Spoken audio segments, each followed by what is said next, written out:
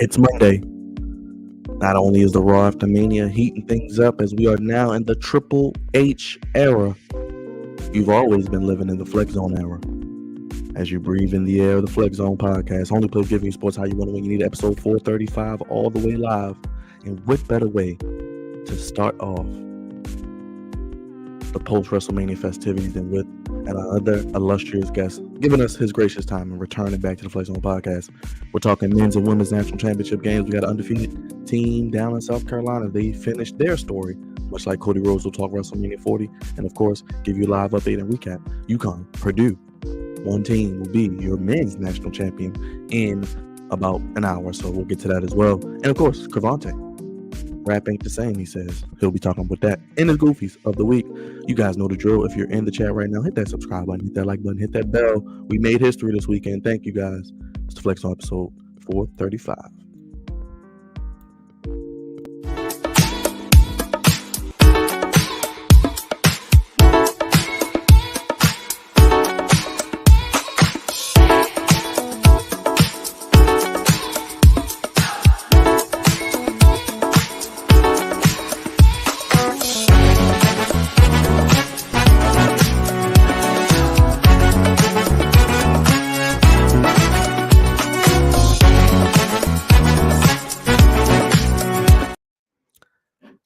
It is the one show that never has to finish their story because we wrote the book. It's the Flex Zone Podcast, episode 435, fellas. Only place giving you sports how you want it. When you need it. And yes, heating up your Mondays, Raw After Mania, National Championship game in the men's side, and of course, the Flex Zone Podcast. We said it on the open. It's the Flex Zone era, and you're breathing in the Flex Zone Podcast. Only place giving you sports how you want it when you need it. Episode 435, a nice number. And we're taking it all the way live tonight with one of our most illustrious guests back with us again. I guess he likes being here, guys, so I guess we're doing a good job. He will give us the great Raven talk that you're looking forward to seeing. Only you'll get here on the Flex Zone Podcast, talking about Goofies with Cravante as he has some rap beef he's going to get into. And, of course, we're going to recap the weekend that was as two of our Flex Zone compatriots were spending that Philly money in the city of brotherly love as they witnessed both nights of WrestleMania. Dre even had a late cash in like Damian Priest and showed up and made it the night too. So shout out to the good brothers of the Flex Zone. Have the recap of how the experience was for both of them as well. God's favorite host, but I cannot do this show alone.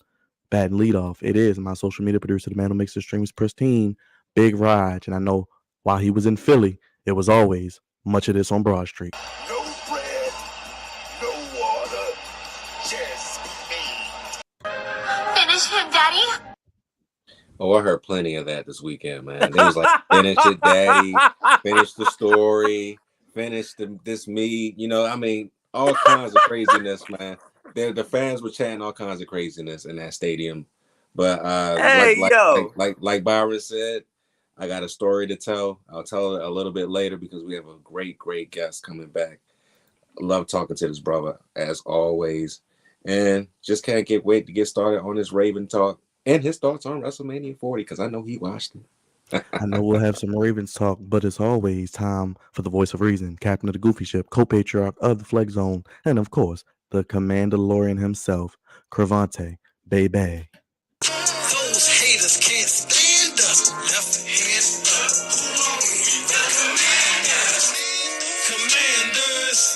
Commanders. We fight for RDC. Who are we? The Commanders.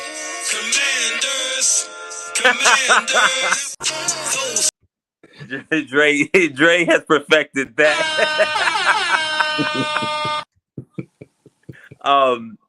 By far, you guys are a cut up with this, and Dre, like I said, you perfected you and I don't know if it's a mosh pit, I don't know if it's a hip hop concert or rap concert, which doesn't seem popular right now, but I can't tell, which means you're having a good time nonetheless.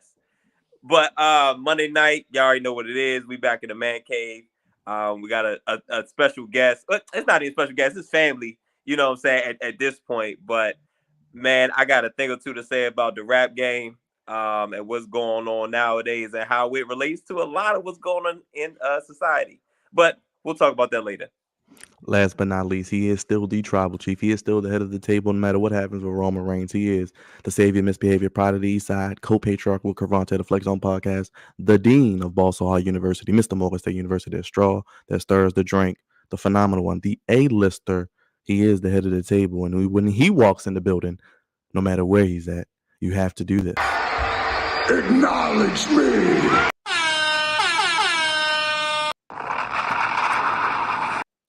Drizzy Dre. Yes, sir. We still acknowledge our tribal chief over here, man. But great WrestleMania weekend, and great to be here with you guys, and especially our guests here tonight. Let's get to it. Illustrious guest on the Flex Zone podcast. No more illustrious than this man here. He gives you the best Ravens talk that you can find on YouTube and throughout your interweb Google searches. Like Cravante said, he is family. He's back on the Flex Zone podcast yet again to talk about the Baltimore Ravens and everything NFL and even some WWE and whatever else he has to throw at us. He's always dropping free game, and he always is so gracious and kind with his time or questions. And even if he pulls up in our city and we show him love. So we appreciate this man. Everybody in the chat, everybody up here, put your hands together. It's time for the one, the only CEO of Ravens YouTube, the one, the only Engraven Vids. Everybody give it up for Engraven. He's in the building back again. Yes. The CEO. You can use that one, Engraven, if you like. Man, if I'm the CEO of Ravens YouTube, then they're not in good shape. Engraven, how you feeling, brother? We're afternoon this weekend. How's the family? How are you doing first and foremost, man? Because I still don't know when you sleep. Oh, we good, man. We good. I appreciate y'all having me on as always, but things are good. This was a fun weekend. Of course, WrestleMania, that was cool. It was cool. It has a lot of highs, has some not necessarily lows, but there's a lot of stuff in there. There's some fillers, as you know, in this business. I get it, but this was a fun weekend, man. I had a good time, man. For those who don't know, how can I keep up with you, and what do you do on this here YouTube? Oh, you can follow me on YouTube. It's Engraven Vids. On Twitter, Instagram, even Facebook. It's all Engraven Vids. And we just try our best to keep everybody up to date with any and everything going on with the Baltimore Ravens. We dibble and dab a little bit in some other stuff in the NFL too, but our primary focus is with the Baltimore Ravens and just making sure we're on top of any type of news that comes out with them.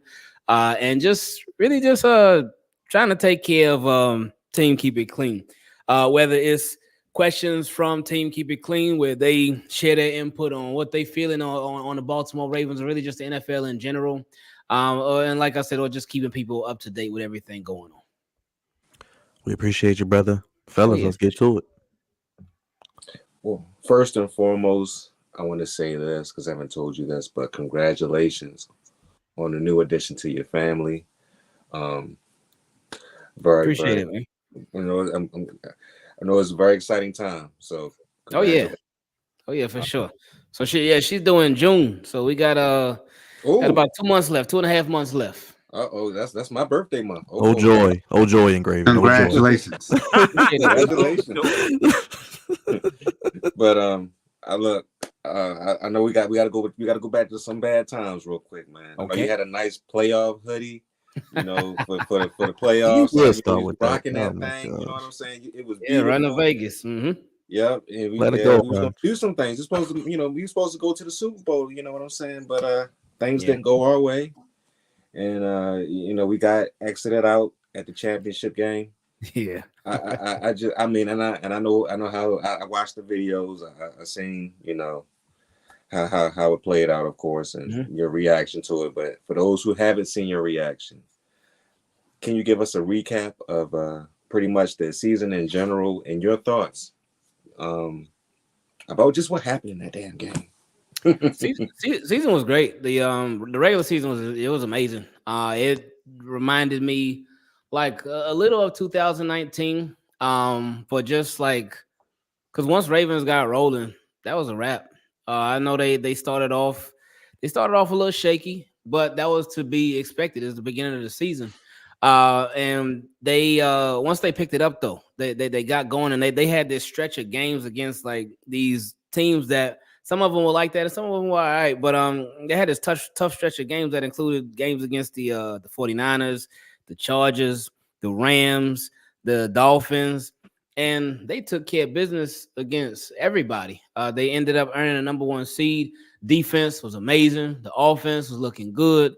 And we was thinking like, oh yeah, this is it, man. Things lining up nice. Like even things just kept happening to where we was like, oh yeah, the Ravens, they going to the Super Bowl, like straight up. And not even bias included. Like I remember talking to so many other people, fans of other teams, people that I know personally. They're like, hey, your Ravens, they going to the Super Bowl for sure. I was like, hey, I hope so. It's looking like it. But they look great. And it's like stuff just kept lining up because I know with there were different people that were getting injured and stuff. But like on other teams, there were different teams that just like when Ravens needed another team to lose a game in order to propel them up to keep them at the number 1 spot or move them up in rankings or whatever, that team would end up losing just about every time. And then when Ravens, they needed to take care of their own business to hold down the number 1 spot, they did it. And then even with Mark Andrews was a big blow. And we were like, oh, man, we probably lost Mark Andrews for the season. That sucks. It's bad. But then they were like, hold up.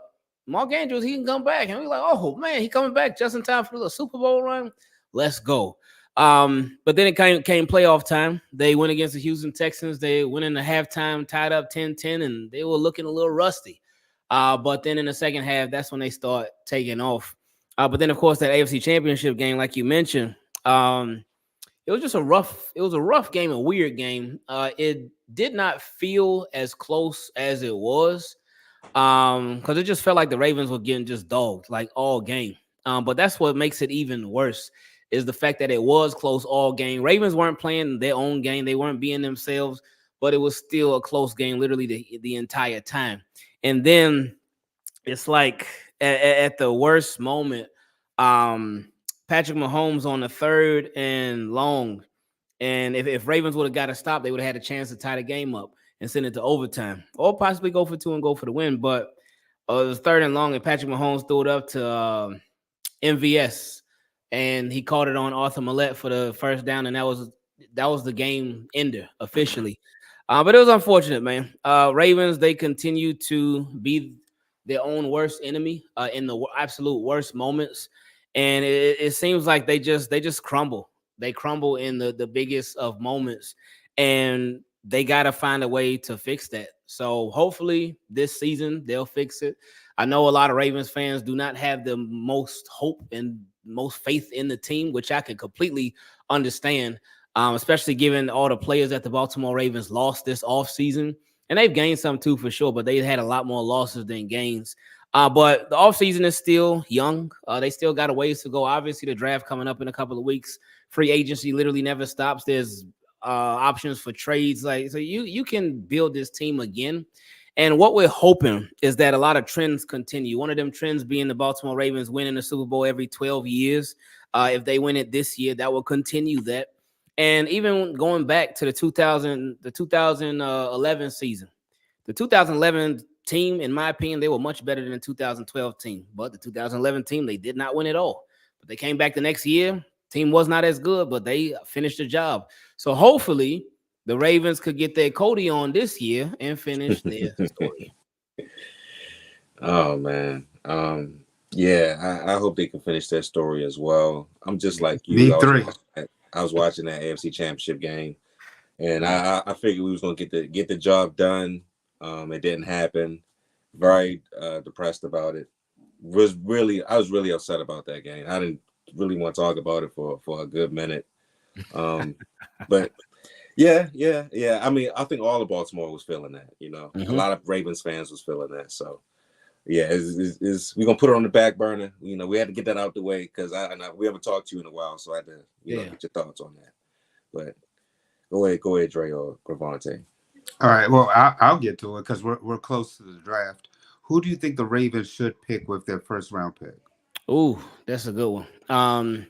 Because they certainly gonna have options. Troy Fatanu, if he's available, he probably won't though. But I would say him because, in my opinion, you can't necessarily pigeonhole it to all right, they got to pick an offensive lineman with their first pick because you don't want to reach. Of course, you want to do best player available, but then when you have so many needs, you almost feel like you might be pigeonholed into drafting for need instead of best player available. But with the Baltimore Ravens, I feel like in this draft, they have to come away obviously with at least one starter on the offensive line, but I think at least one starter and another person that's going to be starting very, very soon. Reason being because this is the last year of Ronnie Stanley's contract. He's a free agent next year. And this is a time that a lot of Ravens fans have been waiting on for them to move on from Ronnie Stanley. But there's going to be some dead money with it. But Ronnie Stanley becoming a free agent, this is like a great situation, in my opinion, because you can get possibly the best Ronnie Stanley that you can possibly get because he's playing to show his next team like, hey, I can still play and I should still get paid. And the way that his contract is set up now with the Baltimore Ravens, he got per game roster bonuses. So if he plays, he'll get paid. If he does not play, then he won't get paid. So it's set up perfectly for him and for the Baltimore Ravens. But back to the draft, you need to start looking for his replacement. So whether you do that this year or you do it next year, or you do a combination of this and next year, you have to start looking for Ronnie Stanley's replacement. So I would say an offensive lineman. If not an offensive lineman, I know this pick may be a little bit crazy, maybe a little bit. Some people may not like it, and that's okay. Because we got Zay Flowers, we got Rashad Bateman, we got Nelson Aguilar and Tylan Wallace. But I would actually say I would not be mad if they went receiver, whether it be Keon Coleman, whether it be Adonai Mitchell, whether it be Xavier Worthy, even though Xavier Worthy, he probably won't be there.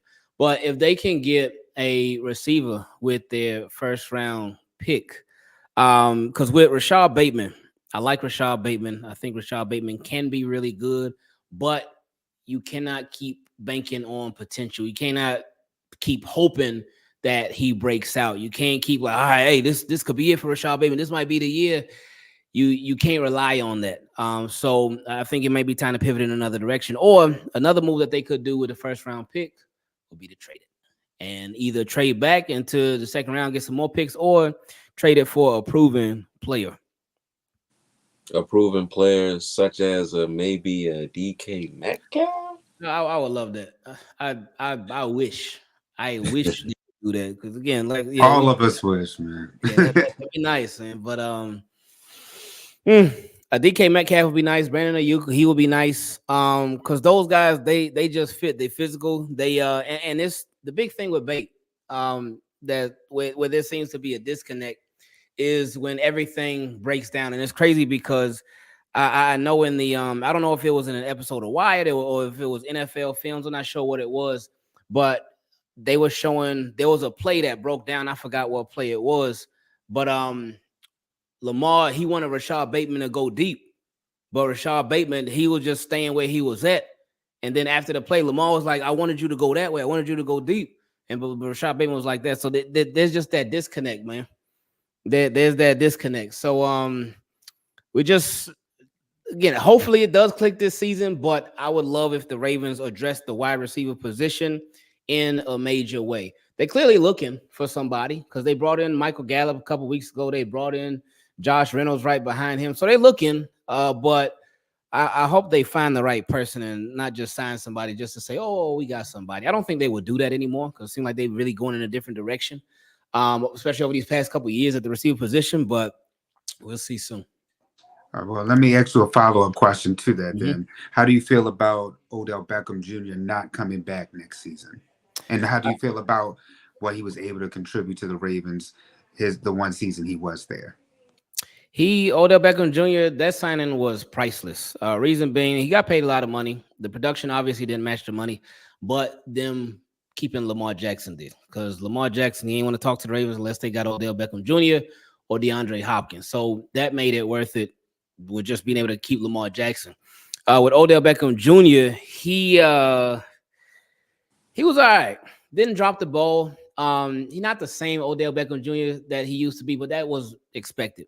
But with Odell Beckham Jr., sometimes it would when he was running straight, It was solid, but when he had to like cut, when he tried to do a little spin move, make somebody miss it, be like, oh, okay, this ain't. It definitely ain't Giants Odell Beckham Jr. It'd be kind of like, oh man, this is tough. But hey, he was out there trying. But with him, I'm not surprised that they didn't bring him back. I'm not mad that they didn't bring him back. If they would have brought him back, it would have been cool. But it could not have been an $15 million per year, not at all.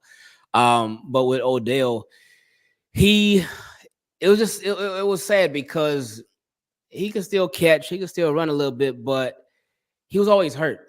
And with Odell Beckham Jr., he has been a phenomenal receiver throughout his career, but he's always been hurt. He's always had injury issues. So him at this stage of his career, couldn't expect him to be healthy. I was hoping that he would be healthy, but couldn't realistically expect him to be healthy last year. So whether he ends up going this upcoming season, whether it is Miami, because a lot of people talking about, the Dolphins are really, really trying to sign Odell, wherever it ended up being, I hope that he can be healthy, but I just really can't expect it. Now, what we know is the offseason, and we know we can't keep everybody from last year's team. Right. So we had a lot of departures so far, but my biggest pet peeve is the departure of Patrick Queen and the team that he went to. What are your thoughts on Patrick Queen becoming a Pittsburgh Steeler? Patrick Queen surprised me, man. I was for certain that he was going to go to the Seahawks. Especially when Mike McDonald, I thought him and Geno Stone was definitely headed to the Seahawks because they had just got rid of a linebacker and a safety too. So I was like, oh yeah, he just clearing the way, but it didn't happen. So he signed with the Pittsburgh Steelers. Now, somebody brought this to my attention. They said that I wonder if that's sort of a sign that maybe Mike McDonald really didn't really think too highly of Patrick Queen. He didn't even want to bring him on board, but who knows? But with Patrick Queen, I like Patrick Queen. Now that he's with the Steelers, I feel like he really helped sort of reignite the rivalry because for years it's been dead. It's like a dead rivalry. Yeah, it's still Ravens Steelers, but it's not the same, and it's not even half as close as what it used to be. And that's for a couple of different reasons because there's a lot of games that Lamar has missed against the Steelers. So not having your starting quarterback out there is just not the same. And then a lot of the games end up being meaningless too. Like you look at the last game of last season, the Ravens ain't even played the starters against the Steelers because they had already clinched the number 1 seed. So with that being said, hopefully with Patrick Queen going there, that does reignite the rivalry. So because that was somebody who a lot of Ravens fans will say, oh, I don't care about no Patrick Queen. He can go wherever. He's sorry anyway. A lot of Ravens fans will say that, but then he went to the Steelers and everybody freaking out. Like, oh, why would he go there? He's a traitor. And His business, man. Patrick Queen, he went to go get his money, got his 3-year, $41 million deal. And we're going to see. But I think if the Steelers, Mike Tomlin and them allow Patrick Queen to just play free, then I think he's going to do good because he got guys at the different levels of the defense that are really good. He got Minkah Fitzpatrick. When he's healthy, he could be good. You got Joey Porter Jr. At cornerback. Then he'll be in his second year, so he'll be even better. Then you got T.J. Watt, one of the best defensive players in the game. You also got Cam Hayward. He's a really good defensive lineman as well. So Patrick Queen, and they got Alex Highsmith too. So Patrick Queen in the middle of all of that, it's a good situation for him. So I'm looking forward to seeing Patrick Queen on the Steelers and just making that Ravens Steelers rivalry have some life in it again. What did you think about Derrick Henry and Kyle Van Noy, real quick, and Graven? Oh, coming back to Derrick Henry coming to the Ravens, and Kyle Van Noy coming back. Kyle Van Noy, I think with Kyle Van Noy, I think it was important.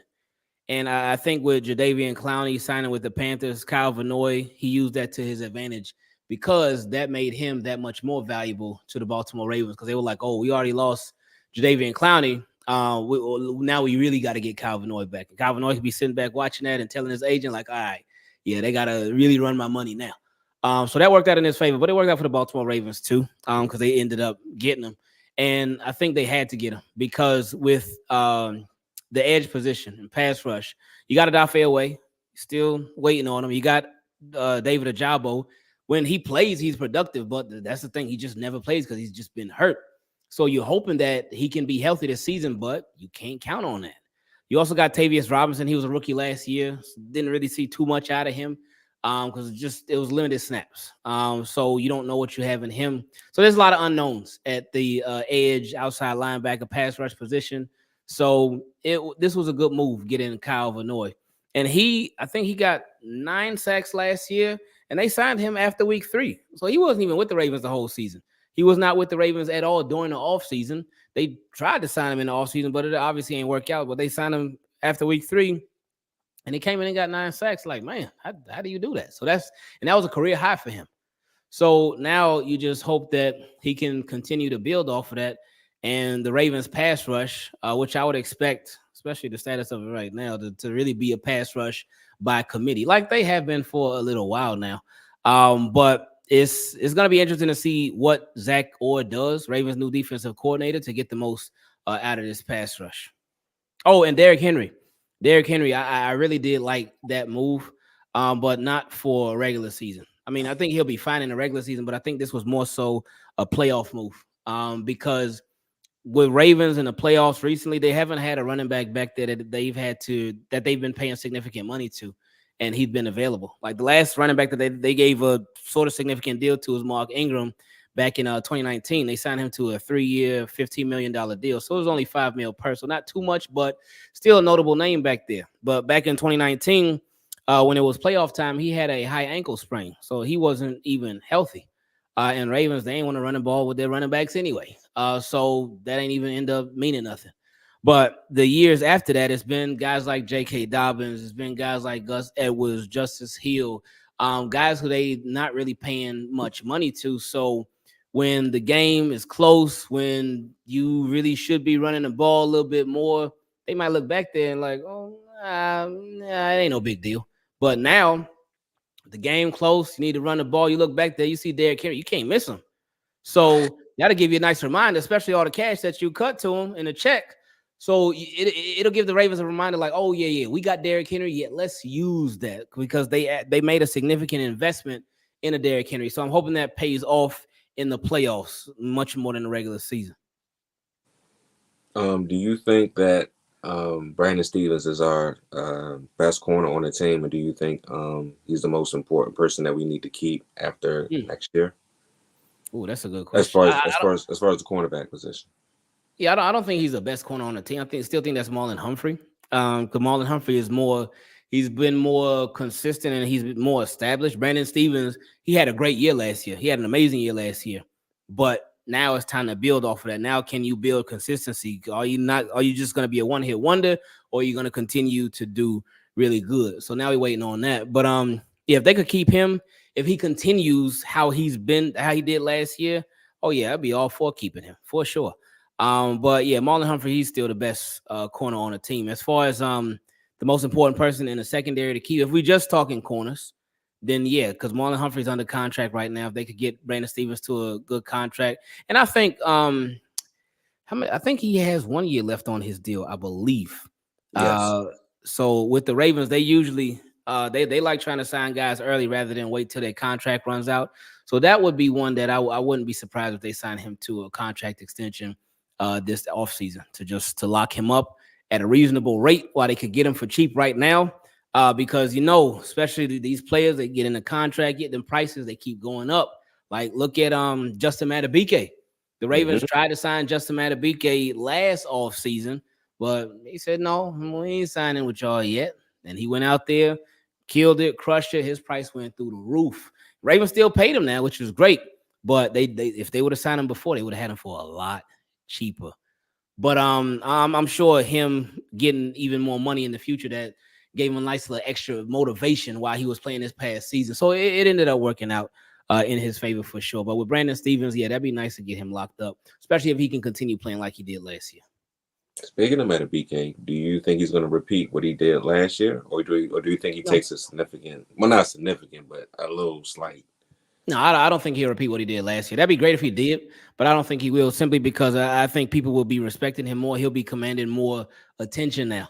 So with more attention, then that's more double teams, more people on you. I think he'll still produce, but I don't think it's going to be no 13 sacks like it was last year. Now, hey, if he does that, great, because he could start following in the footsteps of the guy that he trained with for so long, that being Aaron Donald. because Aaron Donald was just weird. It's like, how does a defensive tackle, not even a defensive end, but a defensive tackle, an interior defensive lineman, continue to get double-digit sacks like that? Aaron Donald ain't make no kind of sense whatsoever. So hopefully, with Justin Madubuike, he don't make no kind of sense either, but in that Aaron Donald type of way. All right. We've been talking about players, this player, that player. Let's go to the coaching staff. John Harbaugh. Yeah. So AFC Championship. Mm-hmm. So now, I was saying before the season started, the Ravens absolutely have to get to the AFC Championship. Like that is the bare minimum. Have to be a part of the Final Four. Mm-hmm. If the Ravens do not make it to the AFC Championship this year, how hot will John Harbaugh's seat become? That's a tough question. Because I'm somebody that feels like John Harbaugh is probably one of the safest coaches in the league. I don't necessarily think he always should be, but the reality of it is that he is. He's been with the Ravens since 2008. Wow, that's a long time, man. But he's been with the Ravens since 2008, and obviously got the Super Bowl in the 2012 season. Has been to the playoffs a lot. Does not have many losing seasons. I think maybe 2. And one of them was when they went 5-11, and that's when everybody got hurt in 2015. And the other, I think it was when Lamar got hurt. And what did they go 7-9? I forgot what it was. But anyway, doesn't have many losing seasons, but is also the Ravens general manager's next door neighbor. He lives right next to Eric DeCosta, so that helps his situation a lot. And with John Harbaugh, you hear people say it all the time. Whenever you hear one conversation, somebody say, get rid of John Harbaugh. Ravens need to get rid of John Harbaugh. People would be like, well, if not Harbaugh, then who? It's like, okay, well, let them figure that out. And they say, well, the grass ain't always greener, buddy. And it's like, okay, well, the grass that we've been mowing for these last 4 or 5 years, it ain't green at all. I mean, we get close, but again, they just had this like scared mentality, and it's like the weirdest thing. But yeah, if they don't make if they didn't make the AFC Championship, if they didn't make even the playoffs, I think his seat would need to be really hot. But I just don't think that it would be. I think that the Ravens front office, I think that they would give him grace. I don't think John Harbaugh is ever going to be fired from the Baltimore Ravens. I think he will. The only way that he leaves is on his own terms. I don't think they're ever going to fire him at all, no matter what happens. There's a Rashid Rice situation that he caused himself with the Kansas City Chiefs. Overshadow Zay Flowers situation. Do you think Zay gets off now because of it? No, I don't, because they're two completely different situations, two completely different players, two completely different teams, two completely different incidences. So no, I think both players will be dealt with accordingly from the NFL, and there will be some type of definitely suspension, fine, and all that for Rashid Rice. And as far as for Zay Flowers, I think there's still a chance that he could get suspended from the league, because even though they put his case on pause, the league, they go by their own rules, man. They it's about protecting the shield, and they do their own thing. So I can still see them issuing some type of discipline to Zay Flowers. Got anything, Dre? You know what? I'll ask him. Since we've been talking about Roman Reigns, the tribal chief, we went to the AFC Championship game and we couldn't get past the tribal chief. Right. What do you feel like the Ravens need to do in order to get over the hump of the Chiefs? Because it seems like that's the team that's standing in our way of getting a Super Bowl championship. Stop being scared. Stop playing scared. Stop trying to play for Lamar. Stop trying to play prove it ball. A lot of times it can seem like with Lamar, especially against the Chiefs, that he will not play his game, and he'll be trying to prove to haters and naysayers or doubters, be trying to prove them wrong a lot of times. I think with Lamar, the most important thing is just winning. Say, for instance, he goes out there and he threw for 201 yards, and he ran for 101 yards. But the Ravens got the win. You're gonna hear people say, "Oh, he should have thrown for a lot more. That's not a real quarterback. Oh man, he got all them running yards." But if they won the game, that would be all that mattered. And if the same thing ended up happening in Super Bowl, it happening in the Super Bowl, he ended up only throwing for so many passing yards and ended up rushing for a nice chunk of yards. And the Ravens win, people would say the same thing. Oh man, he should have thrown for more yards. Oh wow, he was running all over the place. Why was he running so much? But if the Ravens got the win, that's something that you can never take away from them, no matter what you say. They will be Super Bowl champions. So I think that's a big part of it right there. Lamar just playing his game. The Ravens front office not coaching scared or being scared, and the Ravens just really manning up against whoever it might be, and really continuing or really being themselves and continuing to be themselves in the playoffs too. Do what got you there. Play to your strengths. And that's something that the Ravens have not been doing, especially when it counts the most. All right. Then I have a follow-up question about it's still in the AFC. I want to ask you, what do you think about the division, being that Russell and Justin are now with Pittsburgh? You have Joe Burrow coming back healthy, and the Browns was able to steal one from us. So how do you feel about the division this year? Oh, it's going to be fun. It's going to be competitive as always. The AFC North, they were the only division, I believe, in last year who did not finish with the losing record at all. And that says a lot. Ravens, obviously, they had the best team in the league. But you look at the Browns. Browns, they played Deshaun Watson. They played DTR. They played Joe Flacco. Who was the other quarterback that they had? They had another quarterback in there, too, that played. But they went through 4 quarterbacks and still did not have a losing record. Like, that's crazy. And they made the playoffs, too. That's insane. You look at the Bengals, yeah, they lost Joe Burrow, but, yeah, he'll be back. And then the Steelers with Russell Wilson. The Steelers, I know you heard the thing over and over. Oh, Mike Tomlin never had a losing record. And he hasn't, but it's been some 9-7s, and there have been some like close ones and whatnot. But still, he technically has not had a losing record. But for Russell Wilson to come in and really contribute to the Pittsburgh Steelers, he got to be better than Kenny Pickett. That's all he got to do. So that's really, in my opinion, no pressure at all. Low bar. Yeah, exactly. So, and then you think about that, the Steelers are in a great situation with him because, say for instance, he goes out there and does bad. They got him on a 1-year deal for like 1-point-something million. It's vet minimum because he's still getting his $38 million from the Broncos. So, worst case scenario, if he doesn't work out, Steelers could be like, okay, bye, that's it.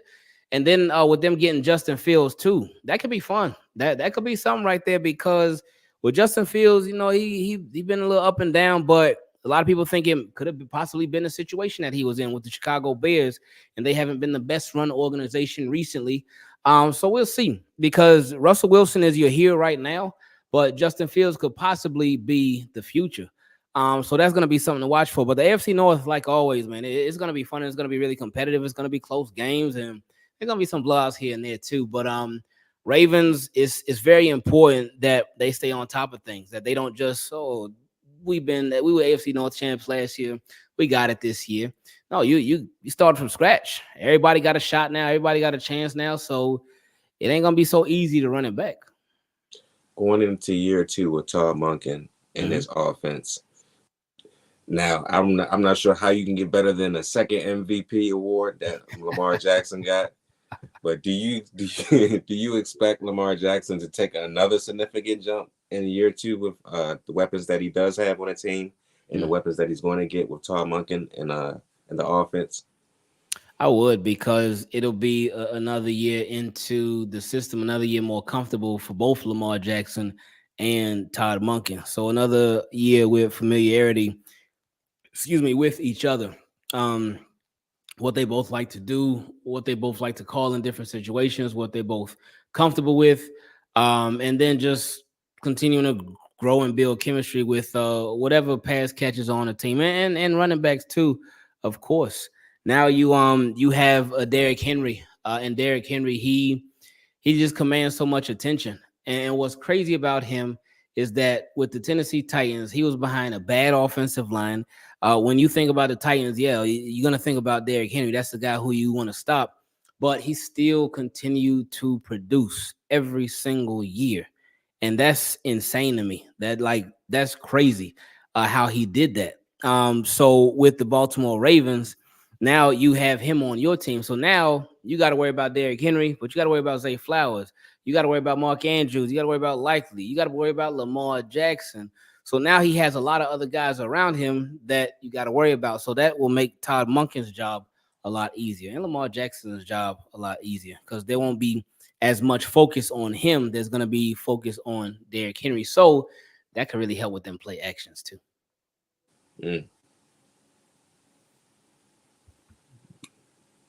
Anything, Dre and Byron? No.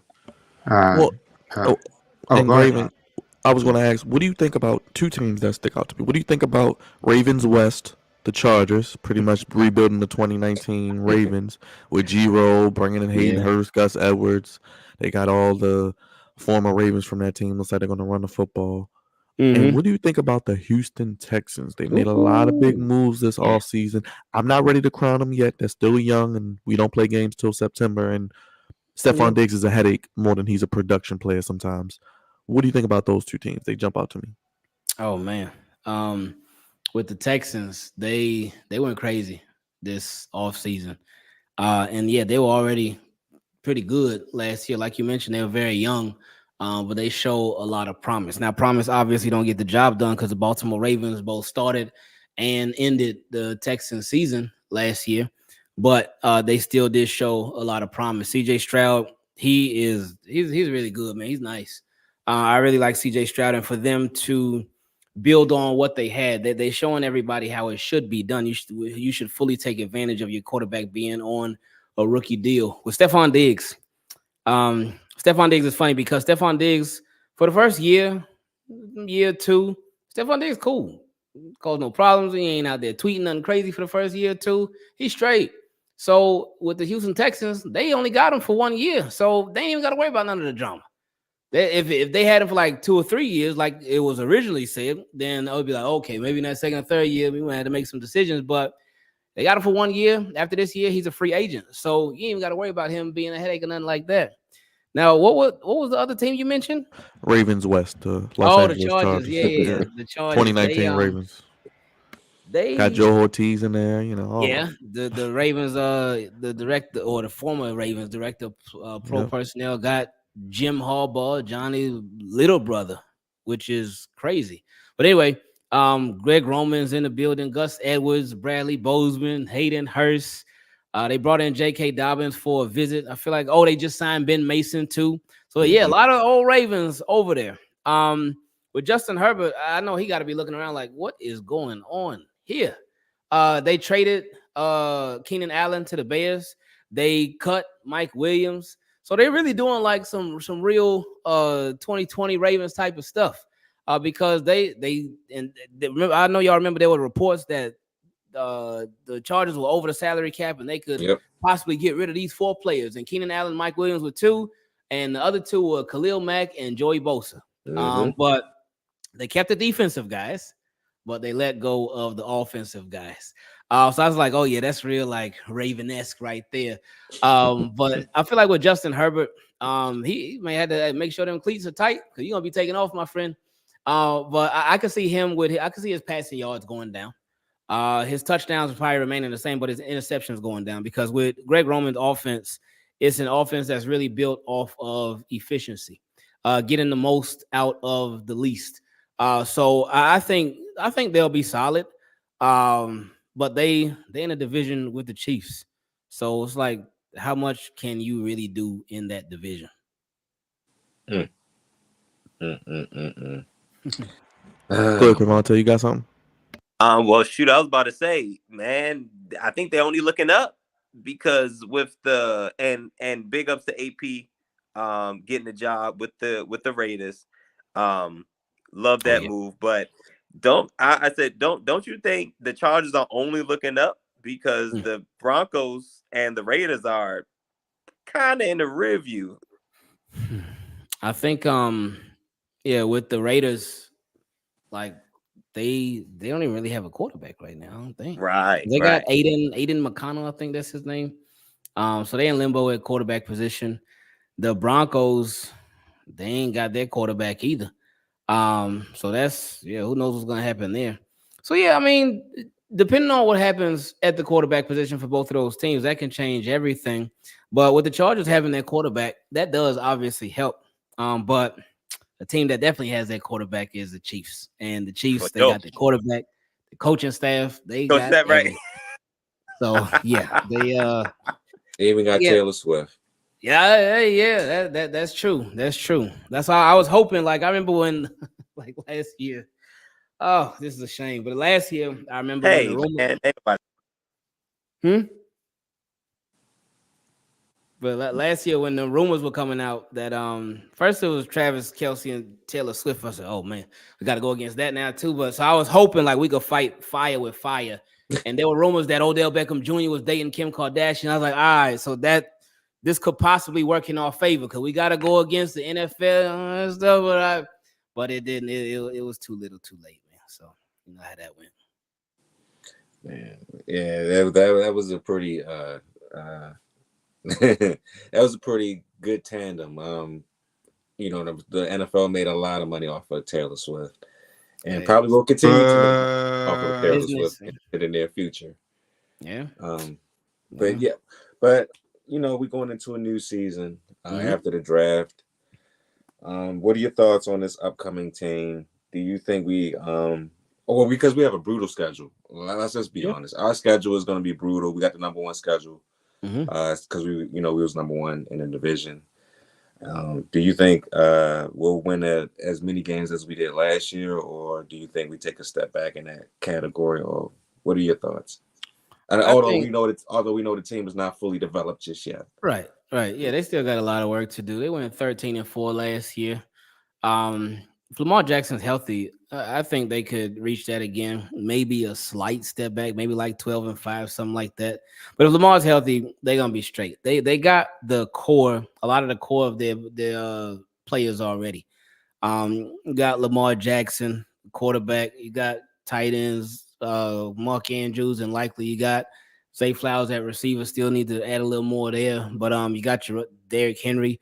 You got to fix the offensive line because you got some holes there right now. But on offense, you got your core guys. On defense, interior defensive lineman, Matabike and Michael Pierce.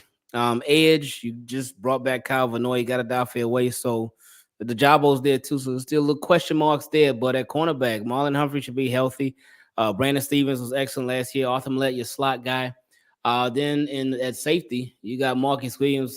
Hopefully he can stay healthy. These first 2 years have been terrible for him health-wise.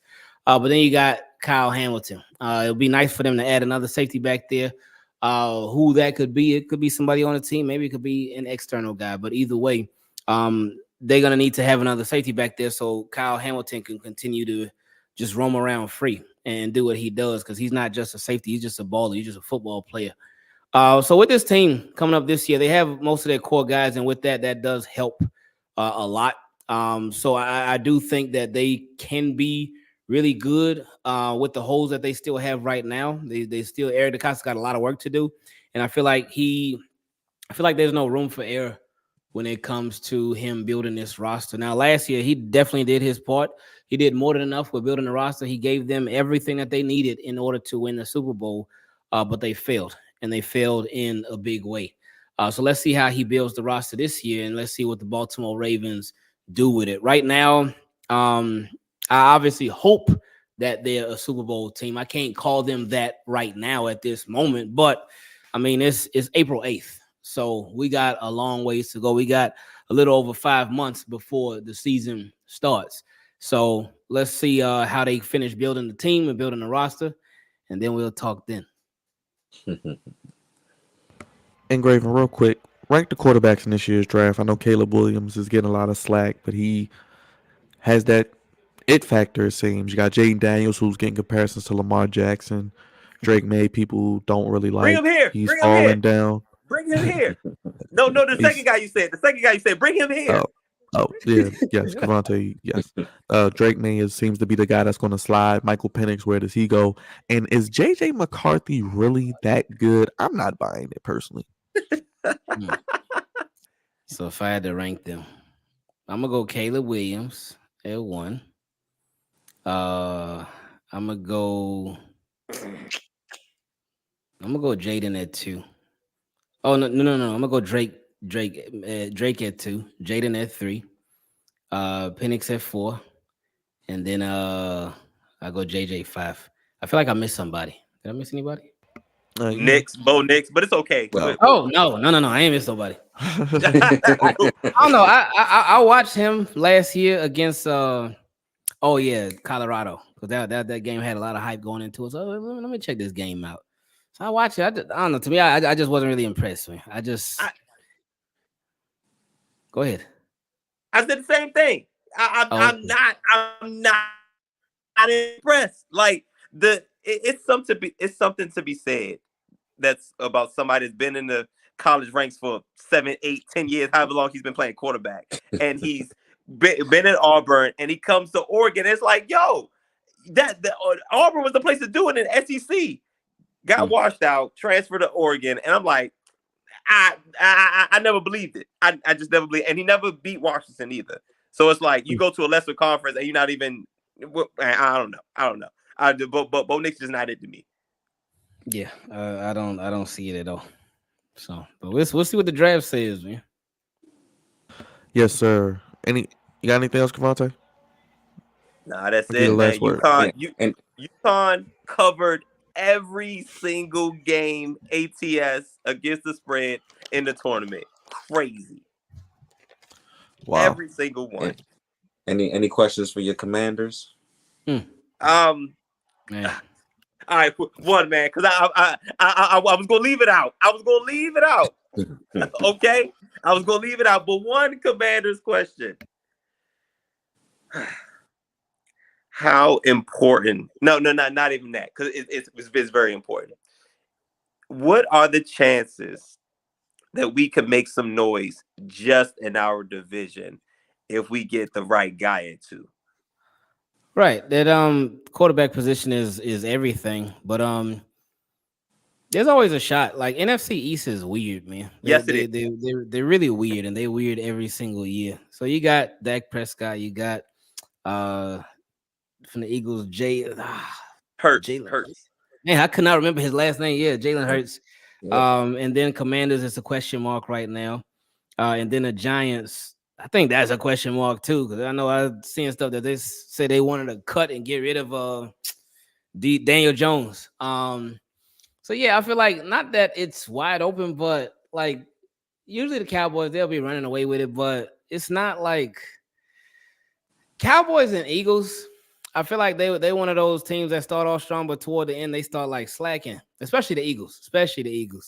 So Washington, like they're gonna have their chances, man. They like Washington remind me of the Steelers a little bit, because when you think about you think two teams, you think about the Cowboys, you think about the Commanders, and you think, oh no, Cowboys are a much better team and whatnot. They've been going to the playoffs year after year, and the Commanders, they've been struggling for a while, but they still like a thorn in the side of the NFC East. They still be hanging around. So if they get the right quarterback, man, yeah, I mean, you know that can change everything, because that can take a team that's looking like they down in the dumps and inject new life. Like remind me of 2018 and with the Baltimore Ravens. Obviously, different teams, different rosters, different coaching staff, different franchise, but still 2018 with the Baltimore Ravens. I remember watching Joe Flacco and just watching the team. And it was actually a game against the Steelers.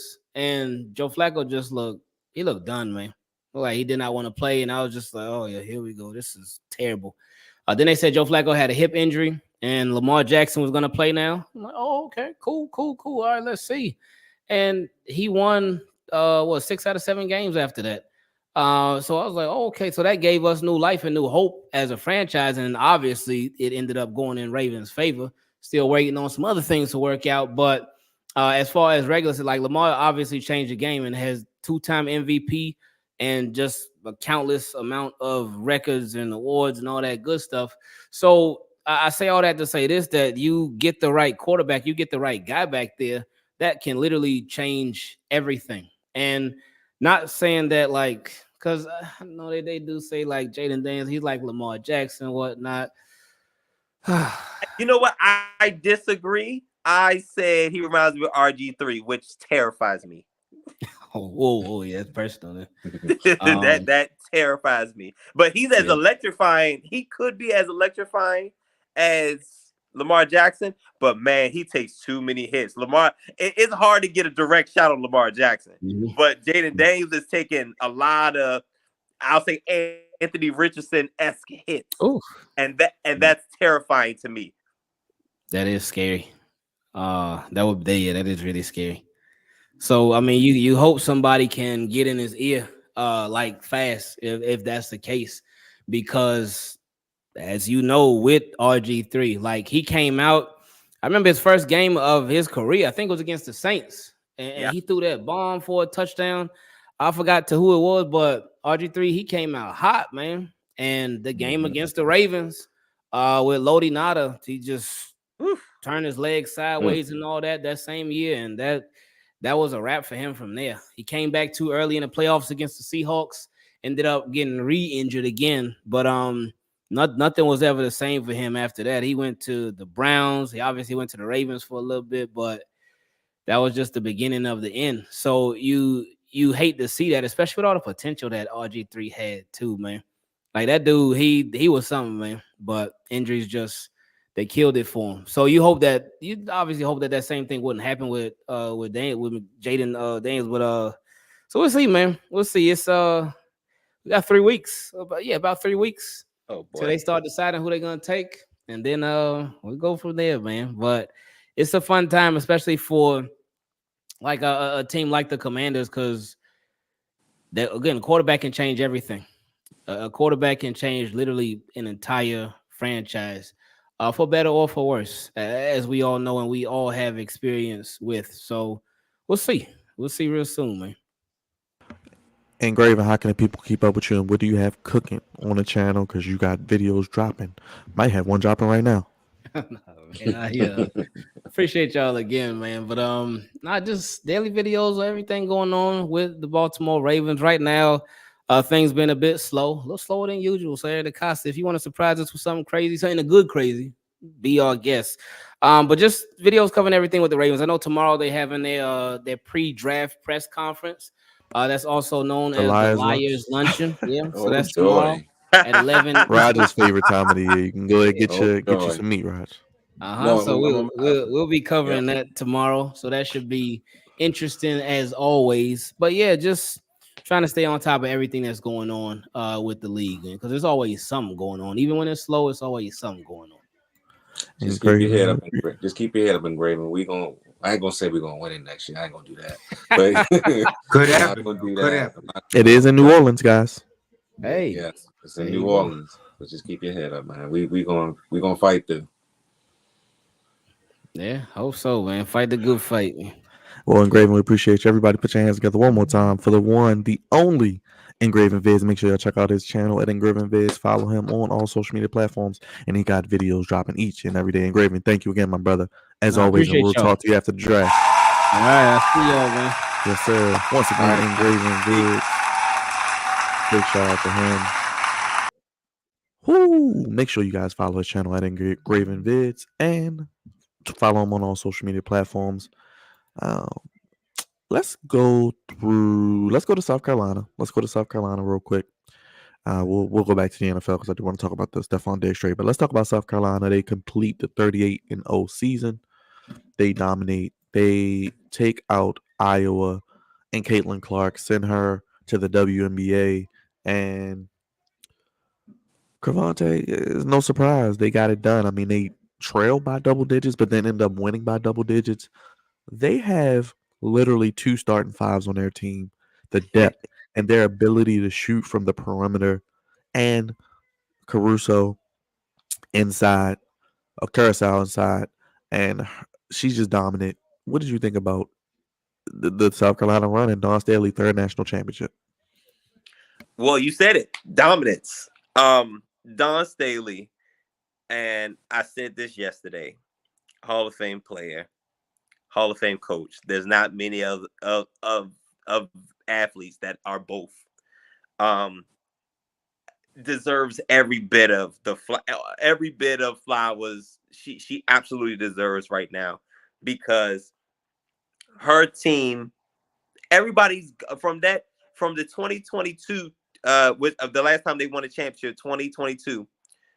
Just about everybody's gone, and and she's had a full slate of freshmen, and my gosh, she's coaching them girls up. It's at least 3, maybe 4 freshmen that had legit hands in the dominance of South Carolina Gamecocks. First of all, number one in defense, pretty much the entire year, defensive efficiency. So number one defense versus the number one offense. And again, the number one defense prevails. One, we talked about dominance. They're big, straight up. If you, the really only way to beat South Carolina, you got to shoot the lights out. You have to shoot the lights out, because if it's coming off, the young lady, Cardoza, Cardoso, yeah, Camila Cardoso. My Yeah, gosh, she had about 20 rebounds. 15, 20. 17, 3 blocks. 15 and 17. My gosh. And they're just too little. The Iowa couldn't box her out, really couldn't put a body on her. So the only way for Iowa to win that game is to how Caitlin Clark started, they would have to sustain that the whole game, which is unrealistic, because Dawn Staley, coaching the number one defensive team in all of college basketball, they're going to adjust. She put that freshman, over on Caitlin Clark, and Raven she had Johnson. 18 points. Miss Johnson, yes, it was 2 Johnsons over there, because Tessa was the other one, but she was killing it on the offensive side of the offensive side of the ball. But the other Johnson, Caitlin Clark had 18 in the first quarter, 12 the rest of the game. And this is the most prolific shooter in women's college basketball, in college basketball. And for her to start off so hot and just get ice cold, amazing. Amazing in-game adjustment by Don Staley. Something LSU should have caught on a little bit quicker when they play Iowa. But like I said, on the inside, there was no way to beat South Carolina. South Carolina is bigger, longer, and more dominant on the inside. The only thing Iowa had over South Carolina was that they got the girl. They got the girl that can shoot the lights out. But they really only had one girl. They really, truthfully only had one girl. And they had others, but Caitlin Clark was the girl. We know Iowa goes as Caitlin Clark goes. And once Caitlin Clark got cold, it was it was like, are the other girls gonna be able to sustain and keep up with South Carolina? And obviously the answer was no. Dawn Staley had a rotation of about 9 girls. 9 girls who legit all had a hand in the South Carolina Gamecocks winning this game. 9. How many? It's NBA coaches that don't have a 9-man rotation. You know what I'm saying? And Dawn Staley is getting the absolute most out of every young lady in that rotation. So that's one. So that's doing a couple things. One, everybody's getting experience, because most of them is freshmen, so they'll be here next year. So they're getting valuable experience. And they're staying fresh. With 9 girls in rotation, nobody's pushing it to the limits as far as minutes is concerned. Now, Caitlin, on the Iowa side, I don't think they had 9 women in rotation. I'm just saying. So eventually, Caitlin Clark having all these amazing games back to back to back, eventually she was gonna run out of gas. Eventually, but South Carolina, when in doubt, they big, and Cardoza proved it. Shout out to the Johnson girls. Shout out to Pow Pow, who has an amazing last name, Pow Pow. You know what I'm saying? And they were way more balanced than they were last year, way more Mhm. balanced as far as the way that they can score. They have girls that can shoot from the outside, and of course they got Cardozo on the inside, so they can kill you inside and out, but for damn sure on the inside. And I would just really ain't have nothing for them if the shots weren't falling. Raj, Caitlin Clark, they got rid of her. She's done. She'll be the number one pick for the Indiana Fever. She had 30. Cardoso projected to go fourth in the WNBA draft in 2 weeks, by the way. How you feeling, man? South Carolina finished their story. Well, I caught some of the game. I didn't catch most of it. I mean, Cravante said about full, so I'm not going to really go too far into it. But I will say, Caitlin Clark brought a lot of attention to women's college basketball, and she deserves her flowers for it. Although she took the L yesterday, she deserves her flowers. Dawn Staley is a hell of a coach, great coach. Will go down as one of the best women's coaches of all time. 38-0 is crazy. I mean, they literally went undefeated. So, I mean, shout out to them, winning the national championship. But I just want to know where is women's college basketball going to go at once Angel Reese and Caitlin Clark are gone this season. We shall see going into next season. Hopefully, there's some more superstars that come out of it because Juju, let's go. With Juju DA. is up. Paige With Becker's DA. up. I think is still going to be there as well. Let's see what happens, man. This was a very exciting college basketball tournament for the women's, man. I mean, it was really exciting. So hopefully, I wish Caitlin Clark, a lot of luck in the WNBA when she's picked number one for Indiana. And hopefully she brings that same attention that she brought to college to the pros, hopefully. But we shall see, man. We shall see. But again, congratulations to South Carolina for winning the women's national championship. And we shall see what happens from there on. Well, let's get to the men's game, Cravante. You alluded to it. UConn goes back to back, cover every game. They win, beat Purdue 75-60. Zach Edey, man. I don't know why people don't like him. I don't know who picking number one in the draft. I might take Zach Edey. 37-10. I mean, he's just dominant. You can't really do nothing with him, even if they double team. You gotta pass it to him. But UConn, they hit you in so many ways. Newton with 20, Castle with 15, Klingon with 11, Spencer with 11. Bench, but they had 9 off the bench was Diarra. I mean, they had hit you from everywhere. They only lost 3 games this year, so that's damn near like going undefeated in today's game, Cravante. But UConn, man, uh, Dan Hurley, hell of a coach. And real quick, we saw your boy Tyler Perry. I want to get your thoughts on that. Go from Kentucky to Arkansas in the middle of the night. Your thoughts on that? And I mean, look at UConn, man. They may try to 3P like the Chiefs. Sure. And so UConn, again, like we was talking about South Carolina, like I was saying, dominance.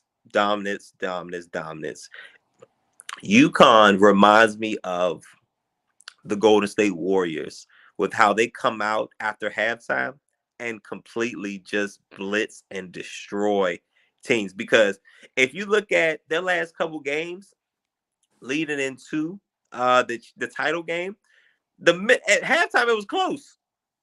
All the games at halftime it was close, but somehow, some way, they win by double digits. They covered every single game, and they weren't favored by a little bit. They were favored by double digits. They were favored by 8.5, 7.5, all types of different spreads. And Raj and Byron, those aren't easy points to cover.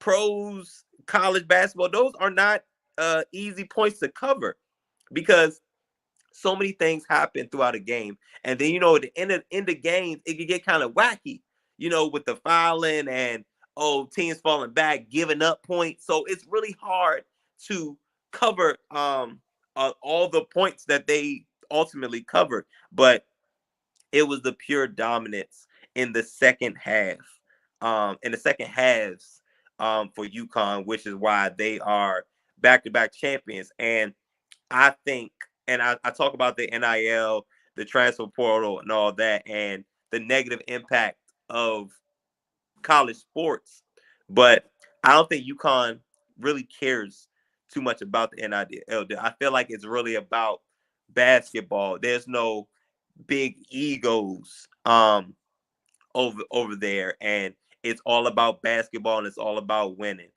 And that says a lot with all the money that's being thrown around and all the young men that's jumping in and out of the portals trying to get to another spot to make more money. And UConn is just running it up at this point.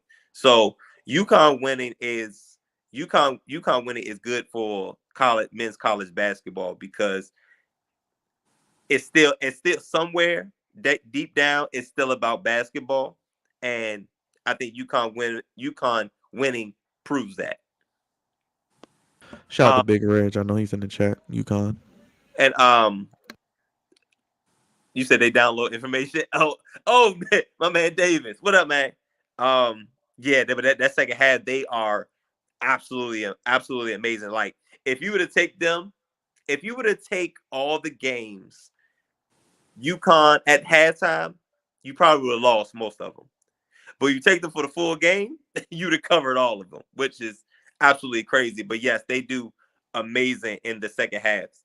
But Calipari, I think the loss to Oakland sealed his fate, because in college basketball you have more control of where you go and how you move. But I'm not surprised that he's gone. I'm not surprised that he's gone. Arkansas, that's probably more so surprising. But if I'm not mistaken, Arkansas is in the SEC still. So typically, coaches in the SEC stay in the SEC unless they get a professional professional opportunity. Because the SEC, I guess basketball, football, I guess it doesn't matter. SEC is the SEC, and that's really where that's where the money bag is, and that's where the coaching bag is. Hey, yep, that's where the bag is. And Arkansas is absolutely safe. Oh, yep, Mark Davis. There you go. Arkansas is absolutely a safe, very, very much safe. It's nothing like Kentucky. Kentucky is a blue blood that there's a high expectation for Kentucky, and I felt like Calipari was no longer reaching those high expectations. Like I said before, the loss to Oakland, that's not supposed to happen to a blue blood. Now, every now and then, like when Duke lost in the first round, Kentucky loses. Like, those things happen, upsets happen, but Kentucky hasn't been relevant on the basketball side of the game in quite some time. And that's not the standard. That's not the expectation for Kentucky. So him leaving was about right. Going to Arkansas, didn't see that coming, but it absolutely is a safe landing spot, and he gets to build it and make it into turn it into an established program and raise their expectations. But Calipari, I'm not surprised that he's no longer coaching Kentucky. Raj, thoughts on UConn and Coach Calipari? Wish Maryland would have did that. Well, I'm just going to say this. Congrats to UConn for winning another national championship back-to-back. Great program. They've been doing that thing for a good minute. Glad they're finally, getting the recognition that they deserve, because they've been a really good program for years. Purdue, didn't expect them to make it to the, to the Final Four, let alone the championship game, but they showed a lot of class, a lot of heart, and they tried, but UConn was just too much for them. As far as Calipari is concerned, I think it was time for him to make a change. He was done at Kentucky. We all seen that. I mean, the last championship they got was with Anthony Davis, and Anthony Davis is damn near close to being at the end of his career. I mean, he's like, 31, or about to be 31 soon. So yeah, I mean, it was time for Calipari to make a change, get a fresh start. You know what I'm saying? Get a team like Arkansas's, maybe to the, to the, I go say to the Final Four, but just getting to the tournament in general. And not too many high expectations. Start off low, maybe end up high in the You future. see? You see, Byron? You see I did that there? Start low and high, baby. Yeah, start low and high, but I mean, we'll see how it goes. I wish him the best. He's still a champion, but sometimes you just need a fresh start, and this is a fresh start for him. And I'm pretty sure they're paying him a nice chunk of change. In Arkansas. Well, let us know in the comment section what you think about UConn, what you think about the South Carolina women, and before we get to Raj's recount of WrestleMania 40, Houston Texans trade for Stephon Diggs real quick, guys. I just wanted to get your thoughts on it, Raj. I'll start with you. CJ Stroud, Stephon Diggs. They added Joe Mixon. They got Daniil Hunter. They still got Laramie Tunsil. D'Amico Ryans is a hell of a coach. They got some good players on defense. Are the Texans ready to make a run? Possibly. Dare I say, had a Super Bowl? Bro, I'm legit afraid of this team.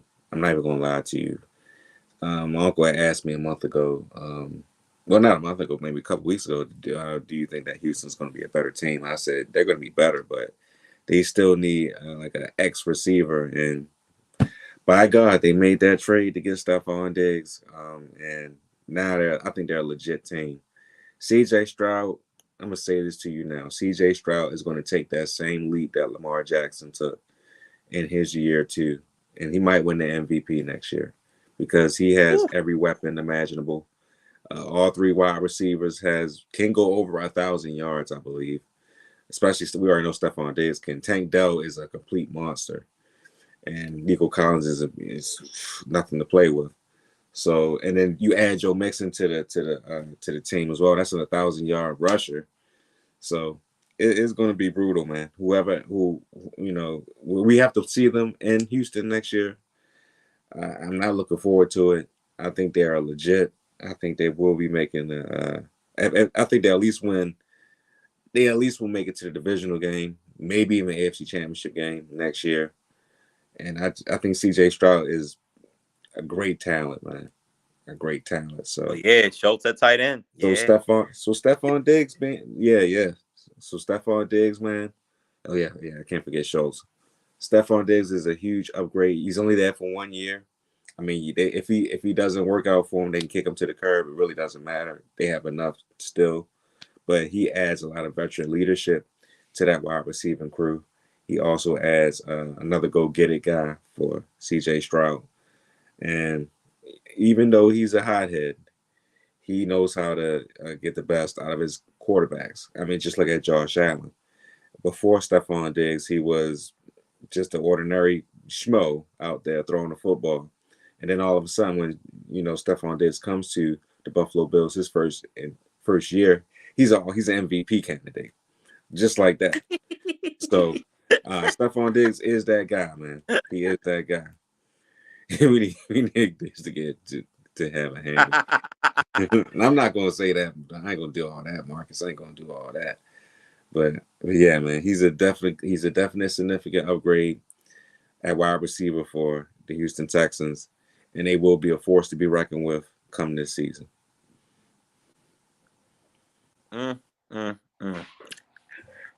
Listen, Byron, we already talked about this off air. I said CJ Stroud, though it was him. I said it was CJ. I like I said, and I am a Buckeyes fan, so it's a little bit of bias in there. But I thought CJ Stroud was a better quarterback.